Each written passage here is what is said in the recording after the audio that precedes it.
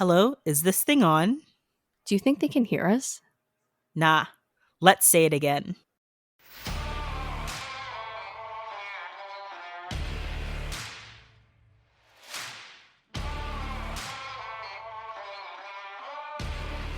Hi, and welcome to the Gritty Nurse Podcast, an unfiltered discussion related to health and healthcare.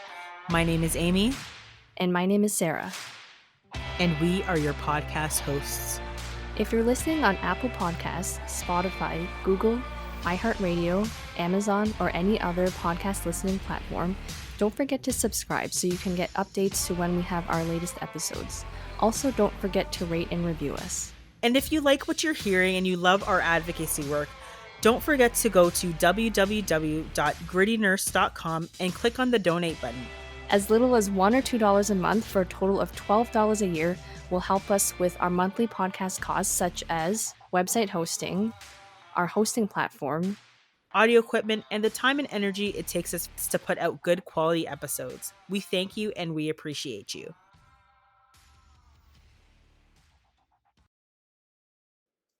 All right, so I'm really excited about this topic because this is a question that most people don't even think about. It doesn't materialize into a thoughtful conversation or discourse, but of course, myself and Sara, we're going to talk about it. What are we talking about today, Sara?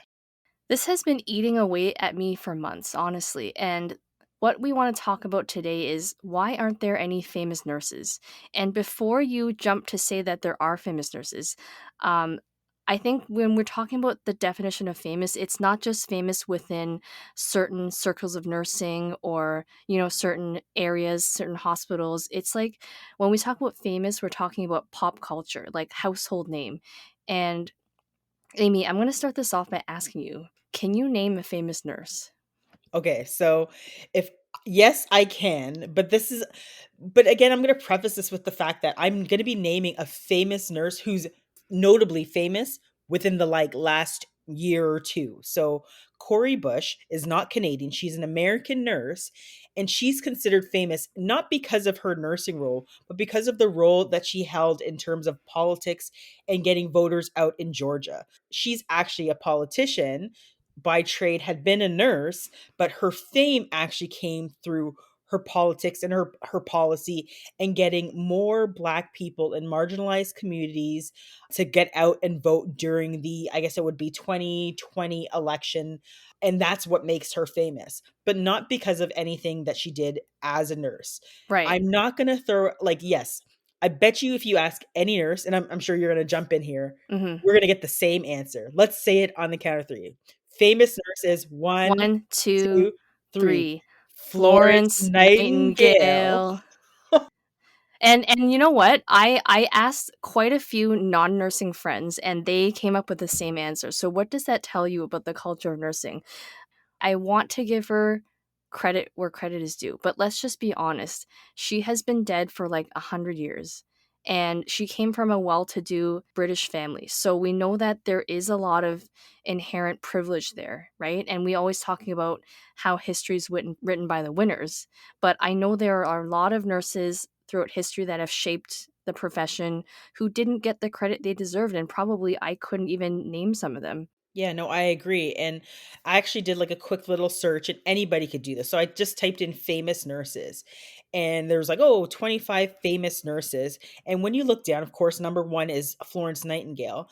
And then the rest of the nurses are all middle-aged white women until you get to nurse number 8, which is Mary Eliza Mahoney, a racialized nurse, and then another racialized nurse, Mary Seacole. But the thing is, well, why is it that, we have these weird hierarchy again? And again, I think we can just pull this back to, like you said, history is written by the victors. It's the people who see themselves as being, the prized or privileged people and considering them as famous when, not saying that they didn't do some work, but of course there's probably a lot of people that are excluded from that famous nurse because their stories hadn't been told because of the specific time frame and time stage that they were in. If we're talking about today, There's no Dr. Oz of nursing. Right, and I say this all the time. Why couldn't there be the nursing equivalent of a Dr. Oz show? Why couldn't we have a nurse on the radio or a nurse on TV or a talk show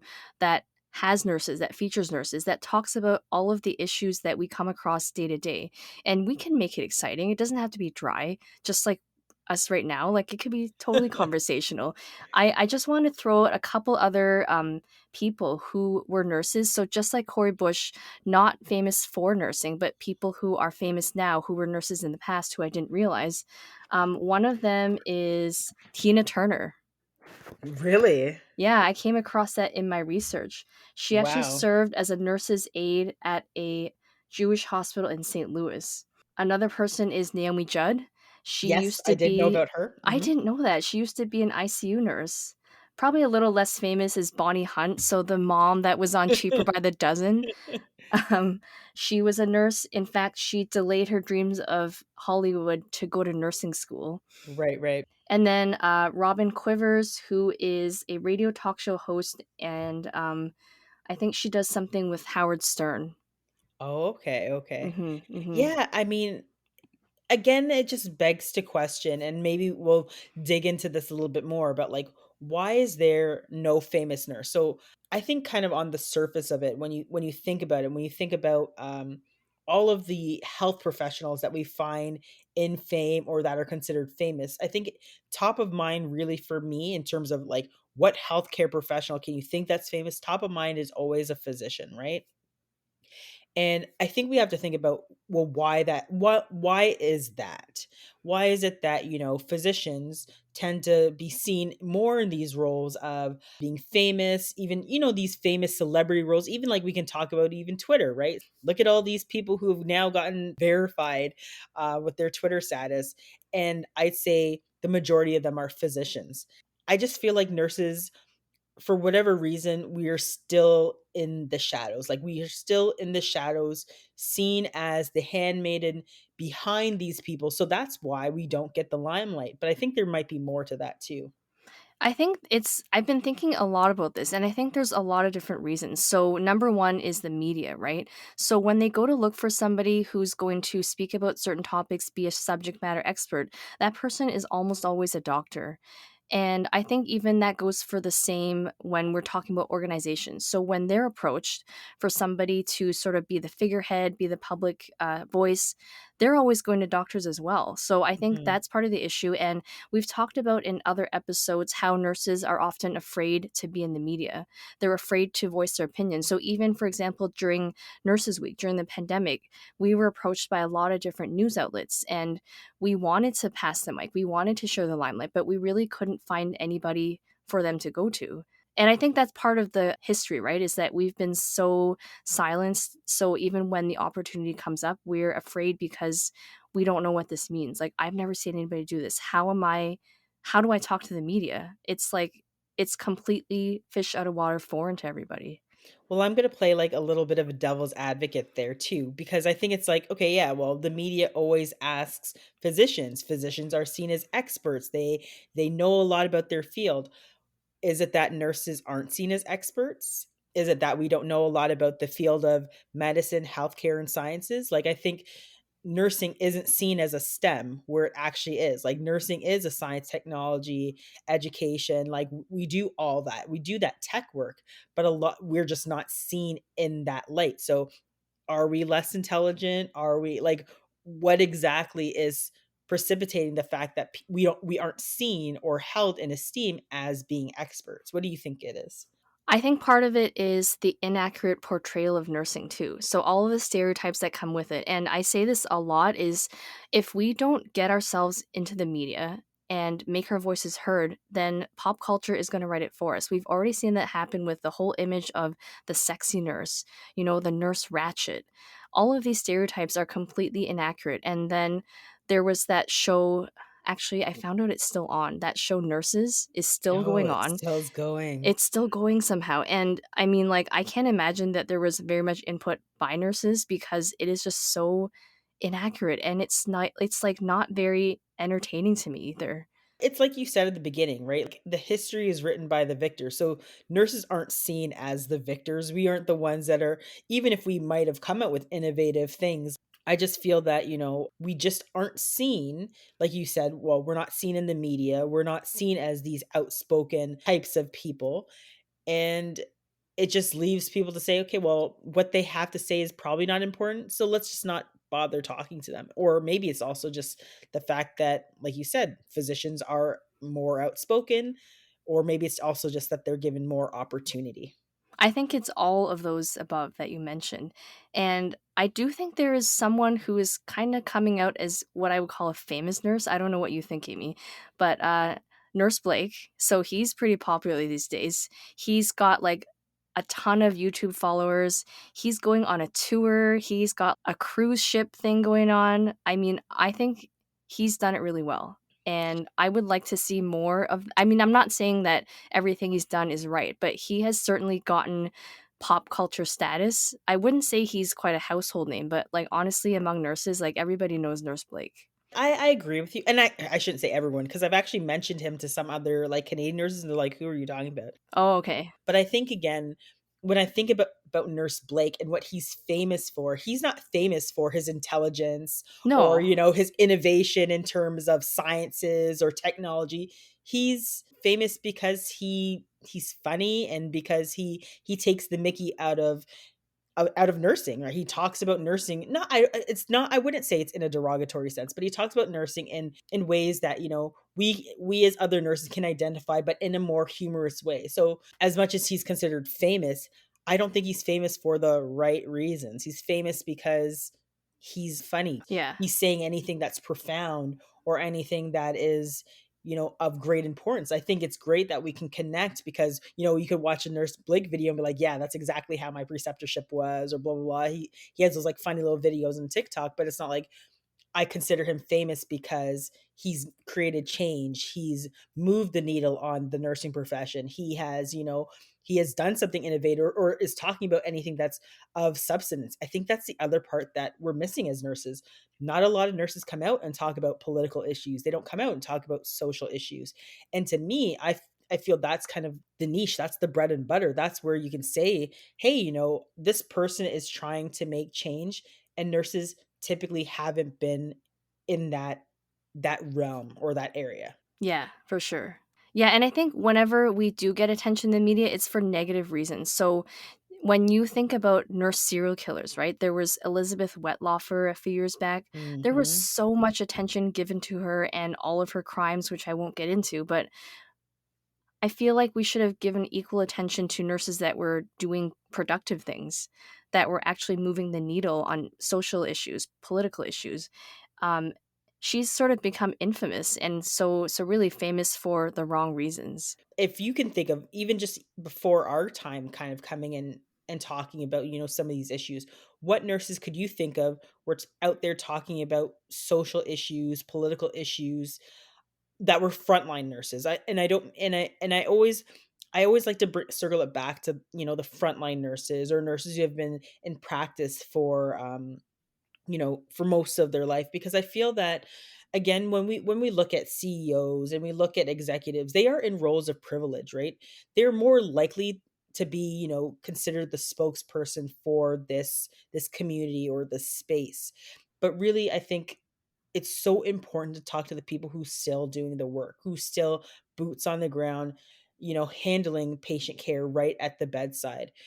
And I feel like those voices tend not to be heard at all. Mhm. I wouldn't say it's easy for a physician to get out there and be seen in the limelight, but I think their voices, because of the prestige and the status, would be heard sooner than a frontline nurse coming out saying, "Hey, I have this concern, I have this problem, or I have this thing that I want to voice." But typically, the voices that we do hear in the media or in various different platforms, whether it's a newspaper, aren't frontline nurses. The frontline nurse stories that we hear about, like you said, are negative. It could be, like you said, the Wettlaufer case, or that nurse that made that statement about the healthcare system and then was penalized for it, and then that Mhm. was Yeah. overturned. It's always stories, nurses not doing great things or bad things. The frontline nurses get attacked, and these type of stories and the narratives of the good nurse who's done great work, their stories aren't necessarily told, or if they're told, it's like a little clip and nobody hears. It's like a sound bite, nobody hears anything about it after that, right? Yeah, and I think nurses do so much great work, like in terms of even research and innovation. We never hear or see a news article about a nurse that's invented something, but we know that's not true. Nurses come up with things all of the time. But again, it's relegated to that world of academia where it's not really mainstream. It's not really something that anybody outside of that little bubble hears about. Like, I just think there's so much more that we could be doing. And it's just, how do we kind of get the ball rolling and make that happen? I'd like to think that people are listening and looking up to us because we're doing something unique. And, one nurse that actually came to mind as you were talking, someone who's been sort of grassroots, frontline, really working at this for a long time is Kathy Crow. And I think Why that, isn't she famous? why isn't she more famous? Right? Like I think she's done so much work over the decades. She's written books, she's done public speaking, she has gotten tons of awards, and yet, I know she told us that there are many different organizations that I will not name that didn't support her in her book or her work. And these organizations, it really surprised me. Yeah, I mean, and I think that's the shame, right? I think sometimes nurses have the crabs in a bucket mentality as opposed to, and I know that I'm gonna get shot for saying that, but it's true, right? Like I think sometimes instead of us, trying to help each other out, sometimes we have this mentality where it's just like we throw shade at people who are doing really, really well and try to pull them back into the bucket where it's all horrible and crazy. But like instead of, trying to help them out, we pull them down, we tear them down, we don't build them up in the way that we should. And again, this is where I guess I don't want to point it to us being a female dominated profession, because I don't think it's just that. I think there's so much more to the culture of nursing that speaks Mhm. to, some of these systemic challenges that we face in speaking up and, being these innovators and being seen in the media and film and television. Because again, that's a whole other area where, if you see a nurse, they're never the leading role, right? I personally think that there could be some really cool movies where nurses could be the leading role, but we don't see them, right? We don't they're usually Mhm. supporting, or they're the ones that the doctor's sleeping with and they're entangled in this crazy Yes, story, yes. and it's like, "Oh my god, that is not the only narrative that happens." And I mean, there's been very few, I guess, in television roles of nurses where I'm like, "Yeah, that's exactly how it is." It's always some really mishmash story that just doesn't necessarily tell you how it is and doesn't necessarily put us in a very favorable light in terms of the role that we should be doing, which is advocacy. Yeah, and maybe we can sort of talk about how we got into the limelight, how Ugh. we started doing media, what that was like, because I think people might be interested. Do you remember the first TV interview that we did that was live? Yeah, wasn't it CBC I think it was CBC, with Andrew Andrew Niccol. Nichols? Was that one of the first ones? Oh my Yes, god. that was like one of the first ones, and then we did CP24 with Rishmi Nair. But I could tell you, maybe even if we just back it up really quick in terms of why we did this, and I think maybe this is where I can kind of tell my story, and you can kind of quickly tell yours. Where I think for me, I had hit the threshold. Right, there was. I think some people have a tolerance level of this level of watching what's happening with the world is acceptable. It's not my role to say anything, so I'm not going to speak out of turn. I think my level of acceptance, I just hit a point where I was like, I just can't accept what I'm seeing anymore. I Mhm. can't accept the fact that, people say that this is the mental health system and this is the way it's going to be. There was just certain things that I just said no to. I can't sit back and say, we have a great healthcare system when we don't support people with mental health challenges. I can't sit back and say we have a great healthcare system when we still see challenges with racism and anti-indigenous racism. And it's just, for me, it just hit a boiling point where I was like, okay, well, if I don't say something, who's going to say something? And that's where I was like, okay, let's do this podcast. Who knows who's listening? Let's just talk and get it off of our chests. Yeah, and actually even going back to before that, we did that podcast with Dr. Brian Goldman, and it was really because we called him out. We were saying like I think he was like posting on Twitter that he was looking for stories about vaccine hesitancy or does anyone have a story? And I think you tweeted to him, have you thought about asking a nurse? And that kind of stopped him. But it also got the ball rolling. And we did this recording with him, and it was funny because he totally. And I told him this during our recording with him. He did a lot of digging. It was either him or someone that was assisting him found dirt on us, and by dirt I mean the fact that I used to not get my flu vaccine. He just totally like hammered that into me, not in a mean way, but I think that I was not ready for that, but it Right. sort of prepared me for doing news interviews where, like, I guess just to give you an insider's view, they often tell you the topic they want to discuss, but because we've been doing this a while, they don't give you the exact questions, right? Whereas I think the first time they did because we hadn't done it before, but it's like, okay, we're going to talk about sick days. They're going to talk about this and this, and are you guys okay with it? And we'll be like, yeah. And then usually the request is pretty last minute. So we might find out in the morning that they want to do a segment in the afternoon or evening, or we find out late at night that they want to do something first thing in the morning. And we just have to be ready and, you know, put our faces on, be ready to go. I guess this is where we would say, like, fortune favors the bold, right? Like, I think when I think back to that instance and, to be honest, I wasn't too sure, what would happen, but I was just kinda like, I really looked up to him, and I'm like, "Oh, I've been listening to you for years, but, like, just ask a nurse." Like, there's at this critical juncture where, nursing is just crying to be heard, just ask a nurse these questions. Ask a nurse about the vaccine hesitancy. If we're talking about nursing, ask a nurse, right? And I remember typing it, and I remember hitting the send button and going, "Oh dear."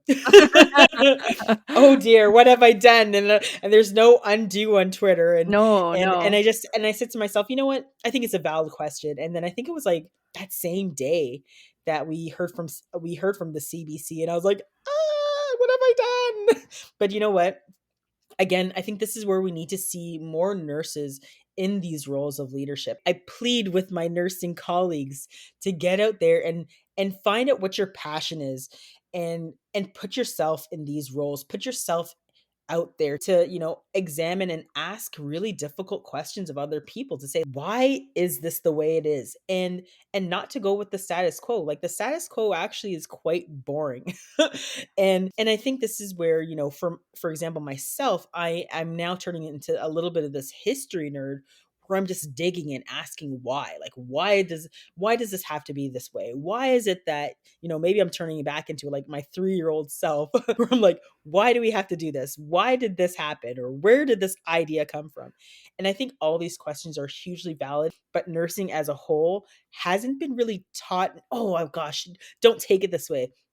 Not saying that we haven't been taught to critically think, because I think, we do have the ability to do it, but I feel when we're in those hierarchical structures, the ability to question and not even just push back, but have inquisitive inquiry has been met with a lot of resistance. Hmm. So I think that within, the hierarchy of medicine, within the hierarchy of, like, media and television, print, that hierarchy just continues to trickle down. We're just like, you know what? I'm not important to say anything. And I think that is a huge fallacy. Right. And I think that people talk themselves out of a lot before they even get started. So they're not even going to try to, become more vocal or more of an advocate because I can already hear it now. It's like, I don't have enough experience. I don't know enough about this topic. I don't have enough time. I tried in the past and it didn't work.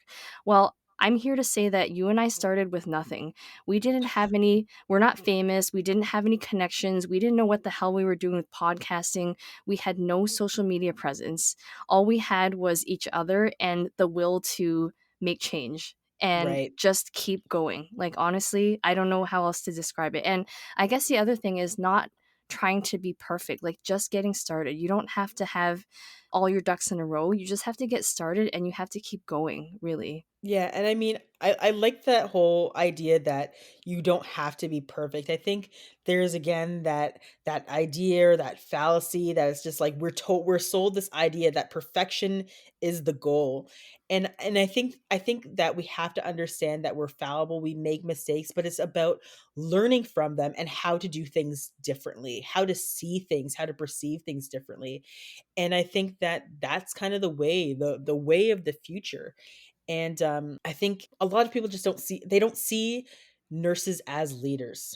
And this is where I'm going to say to you, you are a leader. Nurses out there can be leaders, and I think there should be more famous nurses. I think there should be more nurses that are out there doing their thing. You can be famous for a variety of different things, but I think the important part is to, break out of your shell, think about the reasons why you say that you can't do the things that you want to do, and just do it. I think that was the biggest thing for you and I, Sarah. We just were like, one day we're just like, all right, we both got the mics, let's just do it. We're gonna just talk and we're gonna just tell our stories from our heart, share stories with other people, share other people's stories, and we're gonna try to change healthcare one story at a time if we can. I mean, we've had our share of struggles, like, we've For fought about sure. stuff, we've had disagreements, we've had audio issues, internet issues, issues with our guests, like, I tell this story to everybody and why we are so anal about the audio, because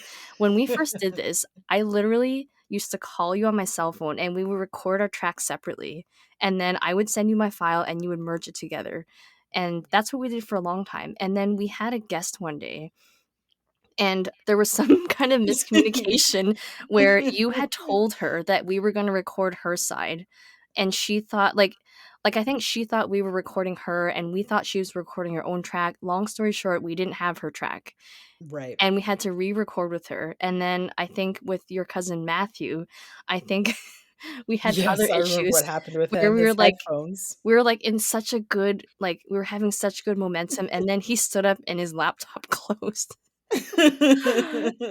And I was like, "Oh my god," and then I think it's just one thing after another, but I think you just have to laugh about it, and this is the thing about nursing too, is, like, you could have a really, really bad day, and honestly, I ask myself this a lot. In 10 years, is this going to matter?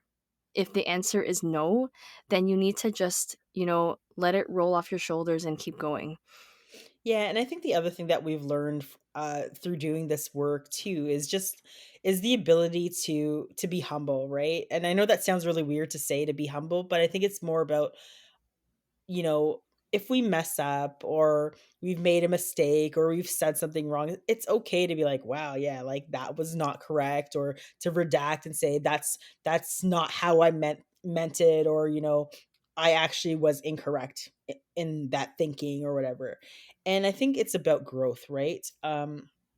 So with all of this, how do you see nursing in the next 5 years? Not Let's not go 10 years, 15, 5 years. Where do we want to see nursing in terms of fame, in terms of notoriety? What do you think, and how do you think we can actually get there? Wow, that is such a big question. I would love to see us keep going, first of all, to really I don't wanna say we're the only ones out there, but I wanna pave the way for nurses to show them how you can kind of, build your momentum and really be heard, and really just staying on the forefront of issues, right? So we spoke to someone today even that said, you really have the pulse on what's new and cutting edge, what's making the news in nursing, what are the hot button issues that you need to talk about, and talking about them. So not being afraid to voice your opinion, of course, in a respectful way, I think is number one.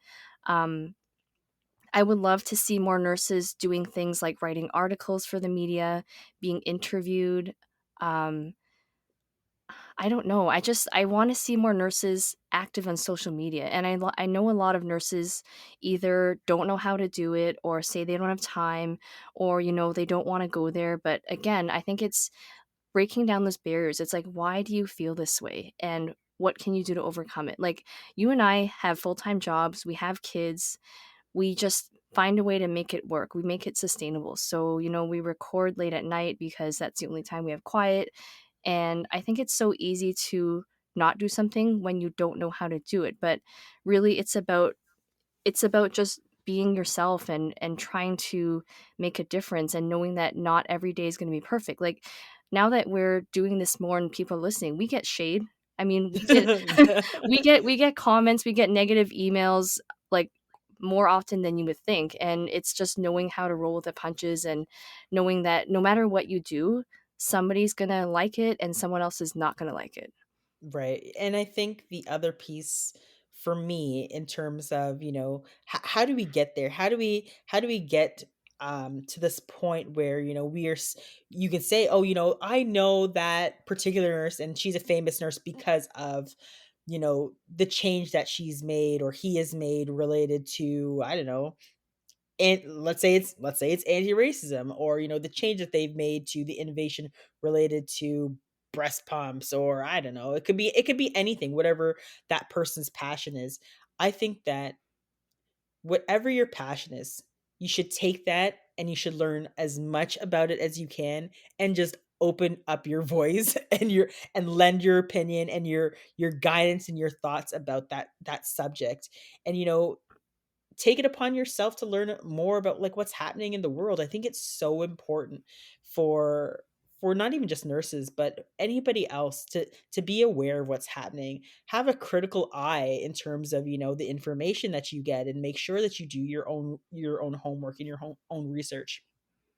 But again, I think it would be really cool if we started seeing, nursing superheroes, nursing heist movies, or I think that those things would be actually like really, really cool. But how do we get there? Maybe we're going to be the start. Who knows, Sarah? What do you think? I don't know, maybe we could Could be you like imagine? Oh my God. I can't act, so I don't know how that would even work at all. you're gonna have to have a stunt double for sure, okay? Because you've still got knee issues. It's like that backflip was all me. No. But yeah, in all seriousness, like, I think that there's a lot to overcome with our profession, the culture, the fear. And I think if we can start, taking those things one step at a time, and really saying that, what, there's actually nothing to be scared of, and start really moving the needle in terms of the issues that we see and that we face in terms of healthcare, and speaking out very openly about it. I think we might start seeing some more famous nurses out there. Right, and when we started being a little bit more out there, I was scared, I'm not gonna lie, I was scared. I went to you so many times, Amy, saying like, "What are we doing? I don't know what to say in this interview. Are you sure this is okay?" And you'd be always calming me down, saying like, "Don't worry, we got this. Like, we know our stuff, okay?" And I just had to keep reassuring myself, and the world did not fall apart. I'm still here. Um, it's just an evolution. It's my evolution. Yeah, I think it's our evolution, and I think that, I know this sounds lame, but I'm really proud of you and the work that we continue to do, because I think it's so hugely important, and I don't think the gritty nurses are going anywhere. Nope, we're here to stay. Sorry, guys. You're gonna have to hear more and more and more about from us and about us.